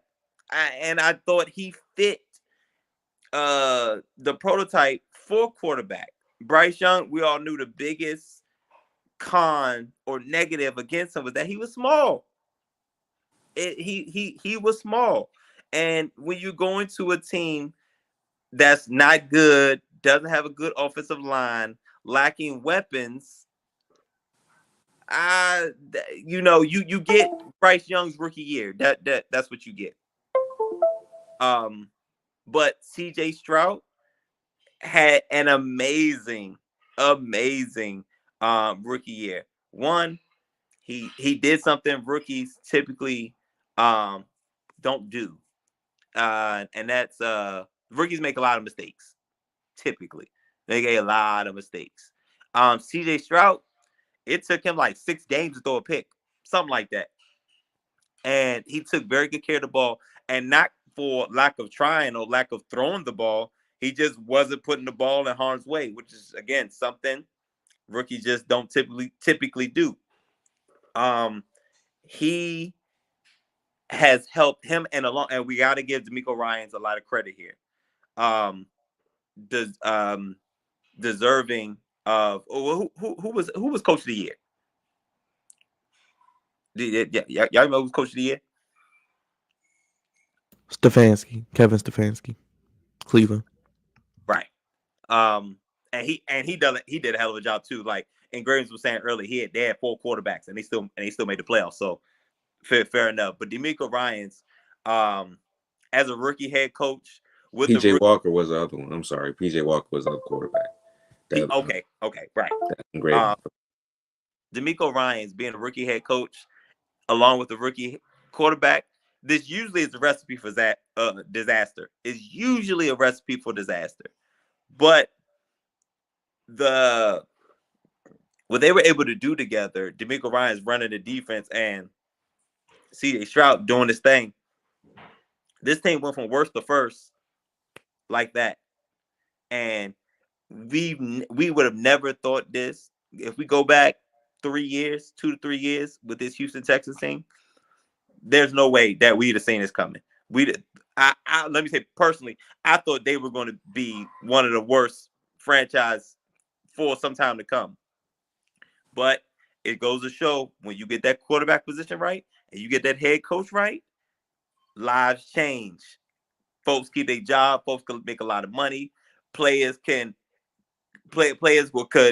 come here, become stars, or go somewhere, make a lot of money, and become stars. Like a lot can happen for the people of this organization now because you got 2 of the most important positions together. And also, I believe they have a GM that's from the Patriots staff. I can't hit. I'm drawing a blank on the name, but CJ Stroud and the Houston Texans are here. And I was also talking to one of my colleagues, and I was telling him that the window for the Jacksonville Jaguars has closed. Hate to say it, because it's only been 3 years, but the Jacksonville Jaguars window has closed. It wasn't open for long, and y'all know how the windows go in the NFL. It could be you all have a small opportunity, very very small opportunity. Look at the Bills, Cravante. Their window's closed. The window's closed, and unfortunately, Patrick Mahomes closed it, and there's no fault. There's nobody's fault. You know, it's no shame in losing to Patrick Mahomes. That's the unfortunate part, is that it's the same old Bills. People downplay the Bills, but it's not their fault necessarily. You know what I'm saying? Like, it's Patrick Mahomes. Patrick Mahomes he can retire now and be a first ballot Hall of Famer. Like, that's the type of guy we're dealing with. And for you to lose to him, it's not. It's unfortunate, because Patrick Mahomes has single-handedly destroyed the Buffalo Bills. Like, organization single-handedly destroyed the Buffalo Bills. And it's not Josh Allen's fault. It's not Sean McDermott's fault. It's just Patrick Mahomes. Now back to Houston and the AFC South. AFC South is not a popping division. I thought it was going to be the Jaguars for some time to come, but again, change lives when you get that quarterback right, you get that head coach right. The Houston Texans and aggressively slammed the door on Trevor Lawrence and the Jacksonville Jaguars. And now I think the Texans, for at least until they have to pay CJ Stroud, is probably going to be atop the AFC South. And I'm here for it. Finally, Ohio State quarterback. He's trying to change the narrative on the Ohio State quarterbacks, and C.J. Stroud was doing it, man. And Raj, I think you said it earlier. He got a chance to be MVP. He has the opportunity because it's some guys over there. Now to Stephon Diggs, not surprised. Not surprised, not surprised, not surprised. He gives, and this is our guy. He's a hometown guy. He went to Maryland. But he has some diva qualities. It is what it is. When you're really good and you play to the caliber of a Stephon Diggs at wide receiver, it kind of comes with the territory, way more often than not. But look at where he's been. Minnesota becomes a problem. Not he wasn't. It wasn't that he wasn't productive. He just was kind of loud. You know what I'm saying?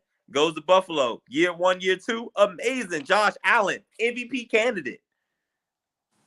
Can't get it done in the late in the playoffs. Running to Patrick Mahomes. Josh Allen had some words for Stephon Diggs. Like more and more about that story is going to come out later. But apparently Josh Allen and Stephon Diggs had it. Josh Allen was really, really ticked off at Stephon Diggs after they lost to the Jets in week 1 when Aaron Rodgers played like 3.5 plays before his season was done. And they ended up losing that game, and Josh Allen was pissed.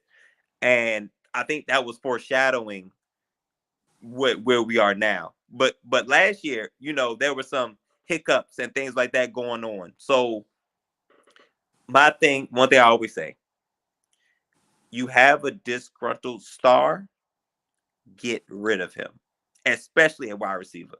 You have a disgruntled star, one that is loud, get rid of him and get value for him while he's still a star. And that's absolutely what the Bills did. The Texans picked him up for next to nothing. Got him for a 1-year rental.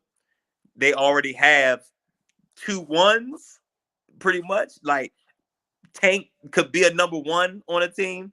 Obviously, Stephon Diggs could be a number 1. Collins could be a number 1 at worst, a solid 2. You know what I'm saying? Like they have a star-studded offensive lineup, and C.J. Stroud is going to have a time. He's going to put up. His numbers are going to be amazing this year, as long as he stays healthy, because we know he's not going to put the ball in harm's way.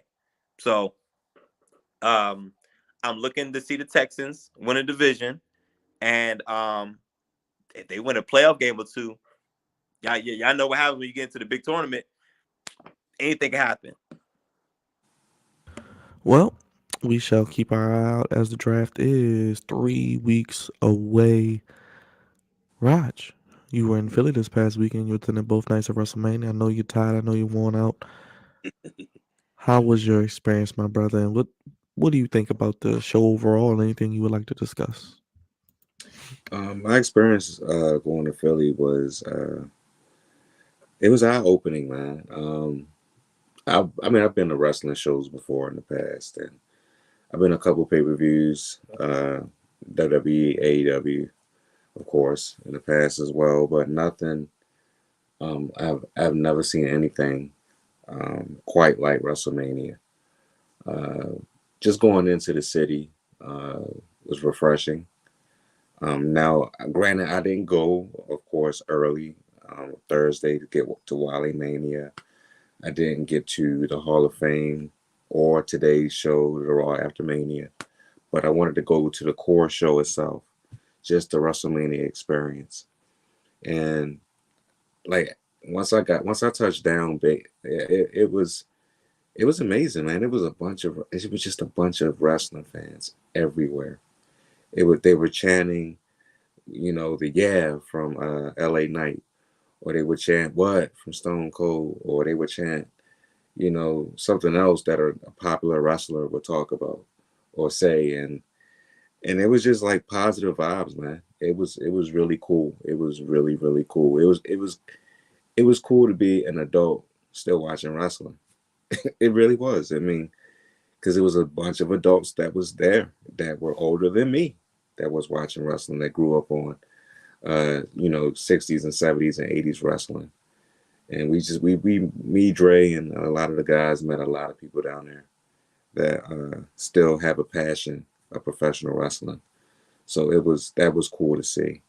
As far as the show is concerned, uh, it was cool being in a crowd of that magnitude. It was really, really cool seeing the Rock entrance up close and personal was awesome as well. I've never seen anything like that. I've never seen The Rock in person or wrestle in person, so that was cool to see. Roman Reigns had everybody putting their ones up, just like you see on television. That was cool. Cody Rhodes' entrance was great. Yeah, just like that, Kravante, just like that. Cody Rhodes' entrance was great both nights. He finished his story last night, of course, and the whole build up to it. To be honest with you, I didn't want him to win. We all know this. I did not want him to finish the story, but I understood why he needed to finish it last night. I get it, and it made perfect sense because this is something that the company needed. Because to get rid of everything that was Vince, you had to move forward with your new superstar champion, which was Cody Rhodes, and start afresh, start anew, start something that's going to be more positive towards the company going forward. So I understood everything that they were trying to do yesterday. But also, there was a lot of celebrities in the crowd. You had T-Pain there, you had Lil Wayne, he was there, Snoop Dogg was there, and Jason Kelsey, Lane Johnson, they were both there as well. We had a lot of different shows throughout the week. JD from NY was there. House of Glory was there. Ring of Honor was performing. NXT was there, and Ric Flair was there. Dre ran into Ric Flair yesterday. Slick Rick. Yes, Slick Rick. But all in all, man, the hotel that I was in was fantastic. It was an amazing trip. Like I'm so glad that I just went. You know what I'm saying? I'm just so glad that I decided to go, because at first I was hesitant and I didn't really know what to expect, but it was all positive vibes. A great show. Triple H deserves every bit of thank yous, and we love you that he got in the Raw after Mania today. And he did his thing putting on this show, man. He did his thing. And The Rock, of course, coming back, electrifying the fans, spitting that gospel that he spit. He put on the show as well, man. So it was a great show, man. Hats off to WWE. I think they're finally, I can say this with full confidence and no hateration at all. I think they're going in the right direction. I think that this product is getting a whole lot better. And I think that that is in good hands for real. For once in my lifetime, after Vince, I think that this product is going back to what it used to be when we were kids, and is in good hands with Triple H, The Rock, TKO, and others. So hats off to WWE. WrestleMania 40 was fantastic. Main event was phenomenal. I know you said, Byron, that was the best main event you have ever seen in your life as far as the WWE product. So it's up there, man. It is up there. So hats off to him, man. Dre, I'm gonna let you go, man. I don't want to hold this up too much longer because we've been on for a minute. So what are your thoughts, my good brother? You know what? I share similar to what you said, Uncle Raj. This is was this your first WrestleMania? Yeah, this is my first WrestleMania experience. This is your first, and this is my third. I went to WrestleMania 27 in Atlanta when you had John Cena and The Miz as the main event. And then I went again in 28 when you had the Rock and Cena for the first time in Miami. And now I'm seeing The Rock again in another main event. Overall, the city of Philadelphia, just, what they were able to do. I had a really good time, like Rod said, just being there, the atmosphere. You know how I feel about the city of Philadelphia. You can never go wrong with, to me, anything that's going on in Philadelphia. The fact that I was, I'm thinking just maybe we're just going to go to night one, and then, out of nowhere we end up just going to night two, and it was so good of an experience. Just to be there, and then Uncle Raj was saying, I mean, the stars were out. I mean, you had I ran into Ric Flair at one of the bars. I mean, it was just good to just see the Nature Boy, the people who were dressed up. I mean, people were dressed up. There was a lot of Randy Savage people out there dressed up. Ric Flair. I seen somebody dressed up as Old Rock. You see Kane? You see Kane? Yeah, I did. The old Kane too. Yeah. Somebody dressed as Drew. Like it was funny. Like, and then just going to a bar, and instead of playing like pop, hip hop, they played just wrestling. They had a DJ mixing. I was like, wow, to mix just straight wrestling songs and people knowing it. Being able to fellowship with Raj, I mean, that was a really good moment because Raj hadn't been to a silent party, so that was a cool thing to do. Going to wrestling, and then Philly has a Xfinity Live Center, so, and it's not even the casino. It's just like how we have PBR here in Baltimore. That's their PBR, and just going over there. And just after the main event, is being able to still fellowship, talk about the pay-per-view, and then of course how I love Philly with the cheesesteaks and everything. And if you go to follow me on Instagram, Black American Dream, you'll see my reaction to when the tribal chief lost. So everybody knows I'm a huge Roman fan. You see, I got the shirt on. And I was totally shocked that Roman lost, because I've been here on the podcast and said that I thought that the story was going to keep going. But hats off to Cody Rhodes, because he was able to defeat Roman Reigns and end the longest title reign of the modern era. And let me give Roman Reigns his flowers, because some of these names that he surpassed: Hulk Hogan, Macho Man Randy Savage, AJ Styles, John Cena, CM Punk, Pedro Morales.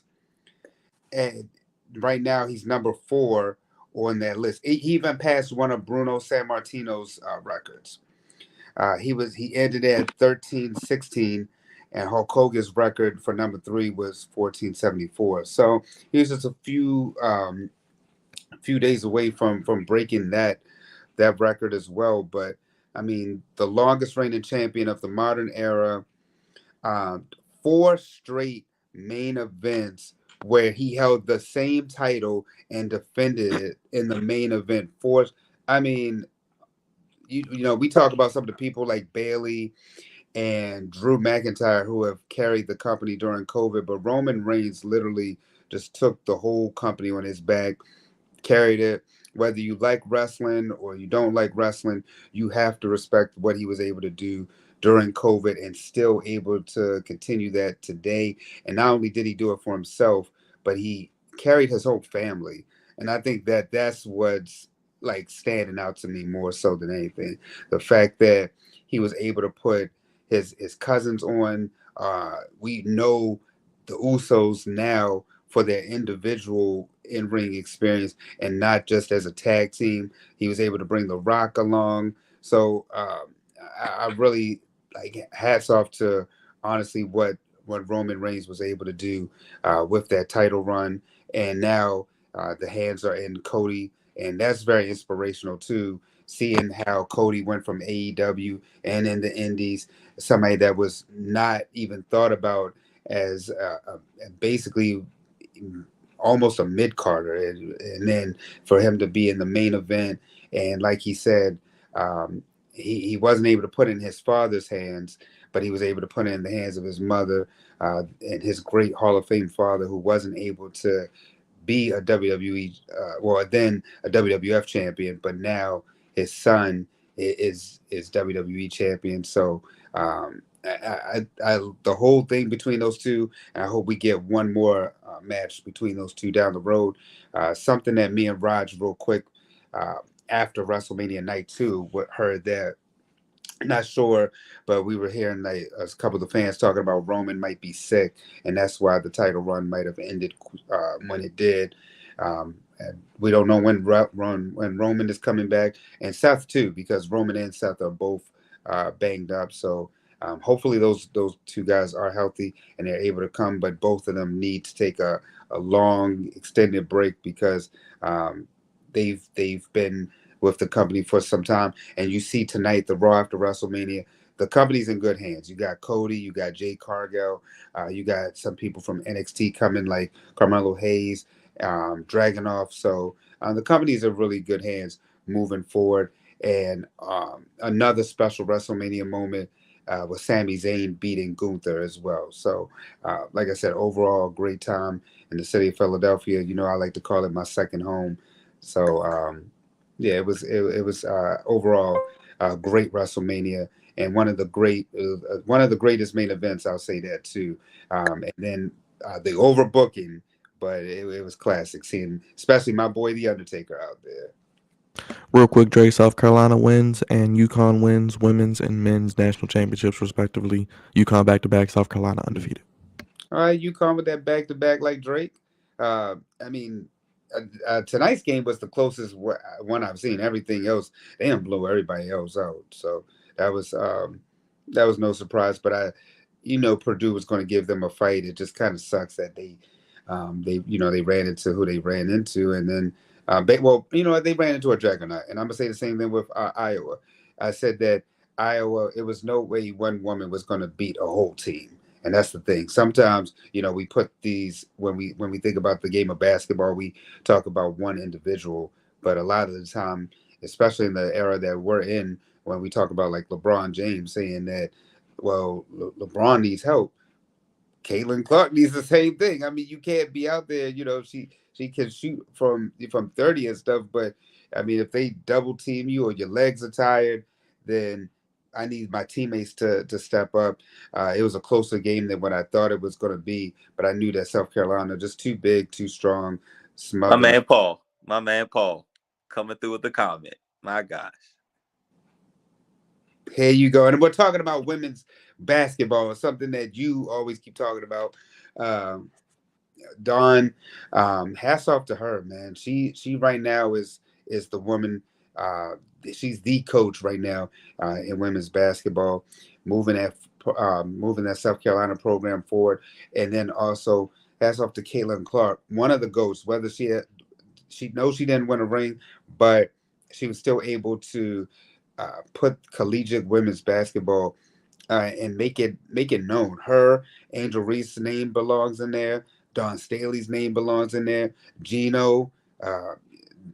Just right now, we're talking in the modern. Of course, in the past there have been, the Pat Summits of the world with Tennessee. There have been other great collegiate basketball players, but right now you can see the changing of the guard when it comes to women's basketball on the collegiate level, and hopefully that continues on the professional level, because we do have some great people out there like Asia Wilson right now. My girl, Miss Boston, and she's about to be joined with some help with Caitlin Clark. So you got that big presence on the inside, and then you can dish it out to Caitlin, the sharpshooter on the outside. So I'm looking forward to women's basketball moving forward. And again, congratulations to both South Carolina and UConn on winning. Carvante, you ready to get goofy and get out of here, brother? So disappointed. But sure, let's do it. It's time for Carvante's Goofies of the Week.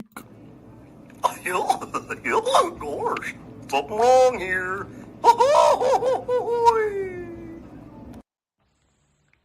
Well, now that's goofy. Man, I tell you. First things first. Welcome, good people, to Goofies of the Week, sponsored by the Flex Zone. Appreciate you guys for giving me a little bit of time to let me tell the good people what I thought was goofy this week. So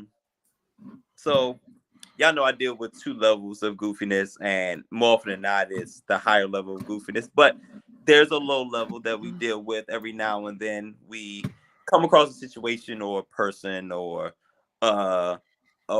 or yeah, like a person, team, organization, and it's usually like we laugh at it, we kiki, a situation happens, and it's like, all right, that was funny, that was interesting, little goofy, but the hope is that it does not grow into a higher level of goofiness, which is the high level of goofy that I mainly talk about. The absurdities. Too much going on. We have to congregate. We have to figure out what's going on. Why is this happening? Who, what, where, when, how do we have to talk to get things right? And again, my lone goofy of the week is a high level is of the high level variety. Um, so from time to time, on the Flex Zone during Goofies of the Week, we are obviously sports podcast. Throw your ones up to acknowledge us. You already know what it is. That's right. That's right. Acknowledge me. That's right. That's right. Every time. Every time. And for a long time, my Goofies were only sports related. So recently, I talked to the guys, and we started expanding the goofiness into other realms, but typically they're still in the entertainment realm. And this one is definitely in the entertainment realm, and it's not in sports, but it is in the music world, the music industry. Now, there's a lot of mess going on right now in the music industry, a whole lot of mess going on, and I'm sure whenever it gets crazier, I'm going to end up talking about it on the Flex Zone. But no Diddy here.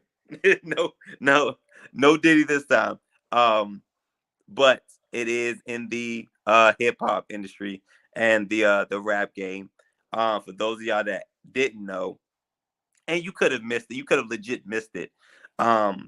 There is a beef, if we can call it that, a rap beef, which we haven't seen in a little bit, between two unlikely people, in J. Cole and Kendrick Lamar. And I ain't gonna hold y'all. I'm lost. I ain't gonna hold you. I'm I'm lost. I'm lost because it seems like it was a lot of subtle shots being thrown. Um, reading up on what people said or what this means, what that means. I feel like in rap beef, I'm not supposed to go to another source to know and understand what is going on. And I felt like I had to do that um with this here beef.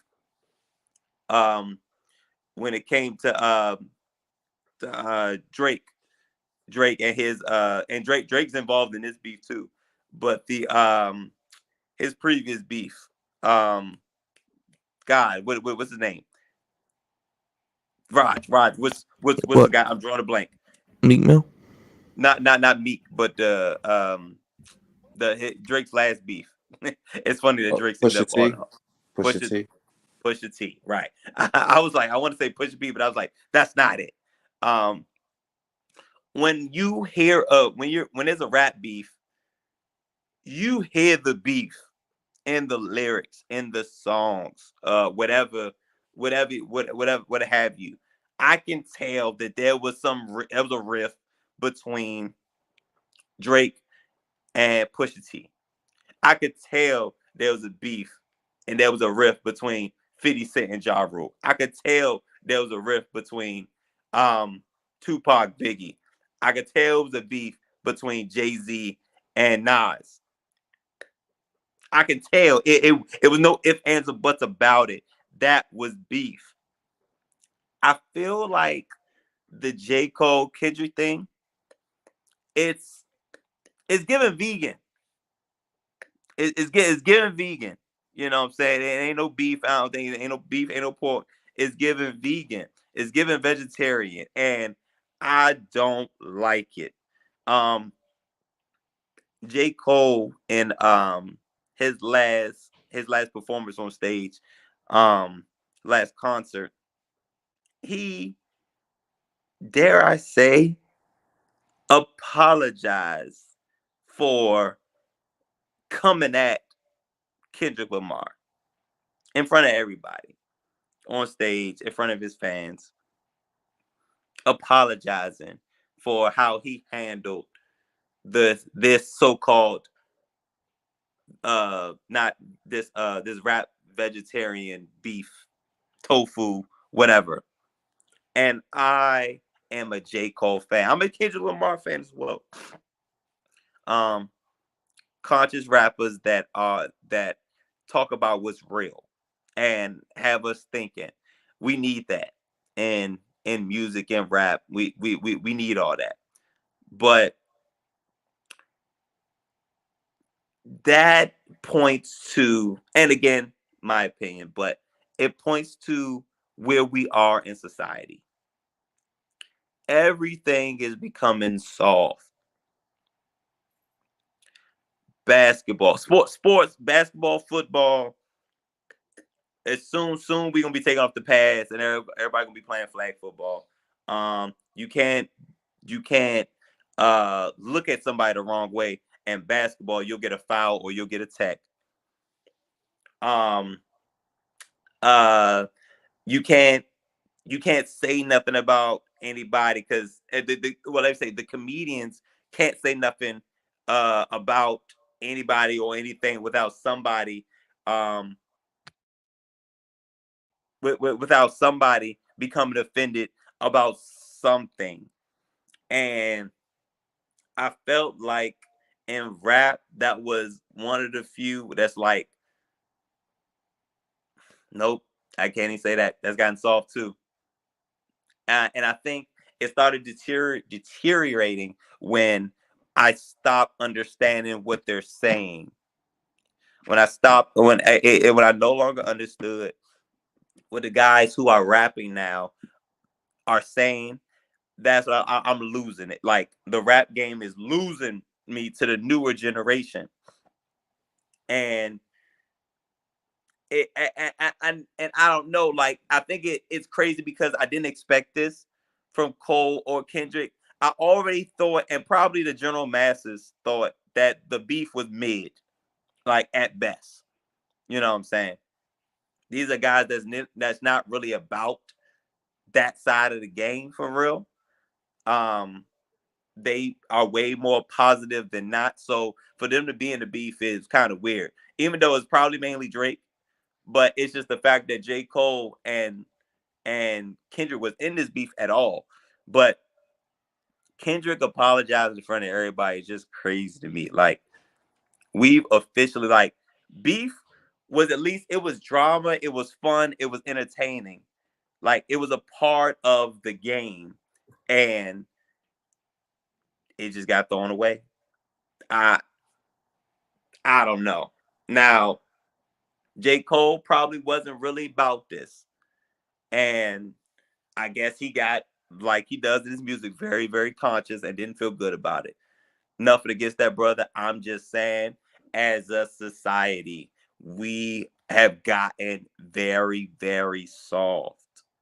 Very, very soft. Like we can't even have a fun, entertaining, drama-filled beef.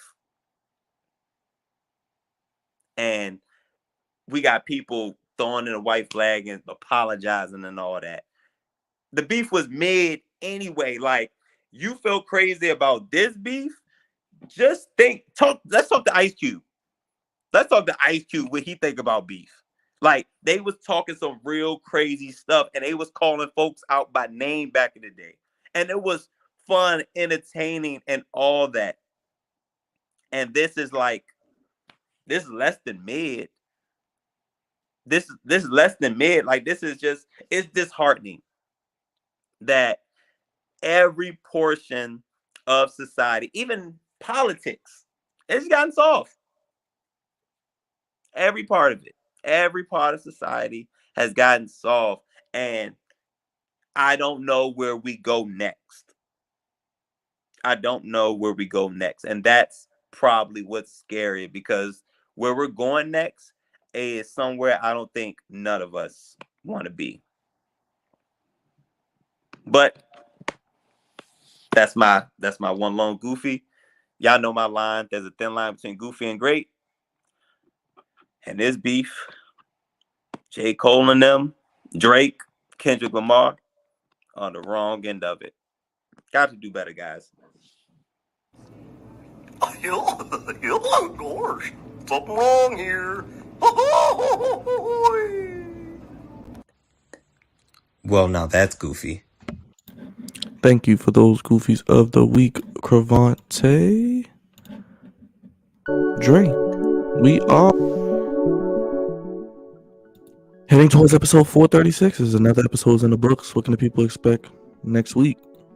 Now that March Madness is over, we're getting closer and closer to the NFL draft. WrestleMania is over. We still have, MLB, the start of the season, and NBA playoffs as we make that push towards the play-in tournament. So Lakers are red hot, Dre. I know you feeling good, baby. Laker Nation. You already know, baby. Executive producer, the tribal chief, head of the table.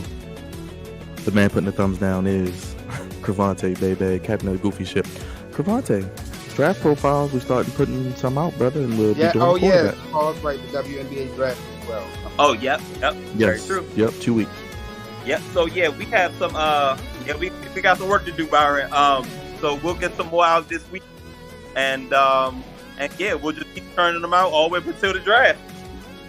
And we'll be live watching the draft on that Thursday as well.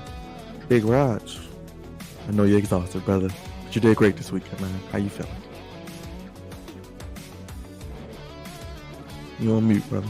I feel exhausted, so yeah, it's been a long weekend. A lot of running up and down with Dre and a couple of his goofy friends. With our goofy friends, but yeah, we're running up and down, man. I'm exhausted. Hanging out past midnight, as you said. Way past midnight. But, a lot of long days, man. A lot of long nights. You know Dre don't sleep.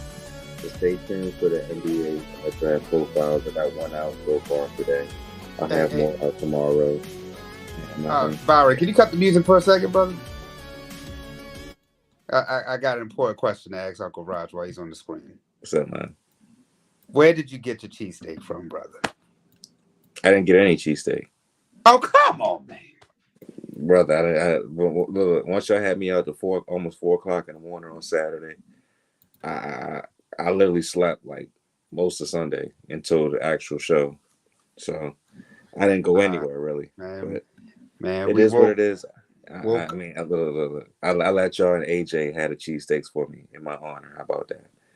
But I'll try one day when I go back to Philly, but it just wasn't that weekend. Dre, you with the gyms, yo? Nah, gyms had a fire, bro. So gyms ain't open, bro. And that's confirmed. Like I went there like a month ago. Gyms is not open. We went to D'Alessandro's, but it's a couple other spots I'm gonna put you on to. TikTok put me onto some new spots. So, we went to D'Alessandro's. I'm about to take another trip soon up there, man. I gotta get me some more cheesesteaks. Hey, man, pick me up on the way, Dre. Yeah, I got you, man. Long overdue, man. World, pick me up. So you and make sure you take Corey Matthews with you. You know, he like to travel with you in these long trips. My guy, Corey Matthews. Corey Matthews. But yeah, it was a great weekend. Stay tuned for AEW Dynamite this coming Wednesday. I'm pretty sure it's going to be a very event-filled show, and it's going to be one for the ages. So stay tuned for that, and stay tuned for more content during the week, man. We still got NFL things going on. Still got some NBA playoff. Probably will play-in tournament. I think starts next week. So yeah.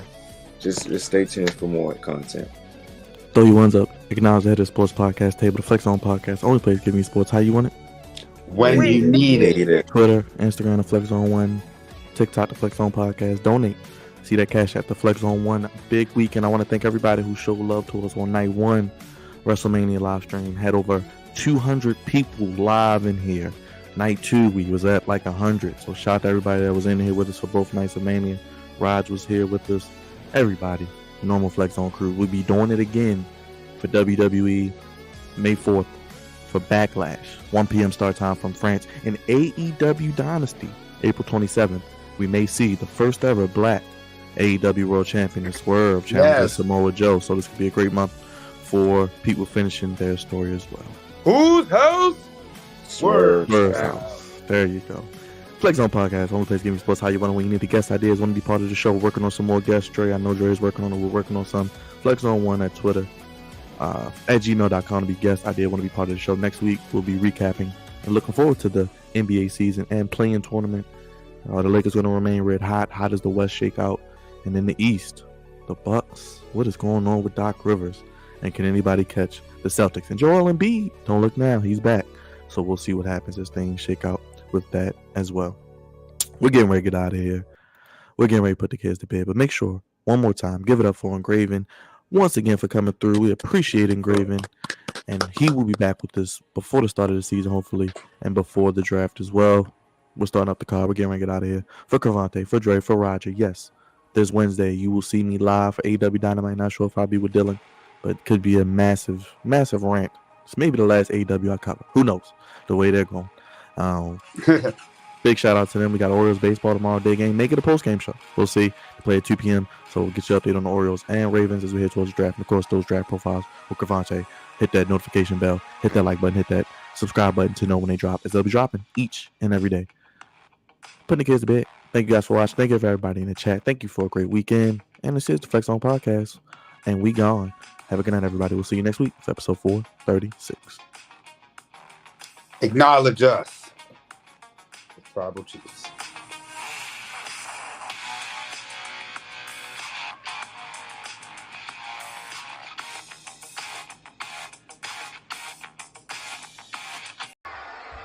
Acknowledge me.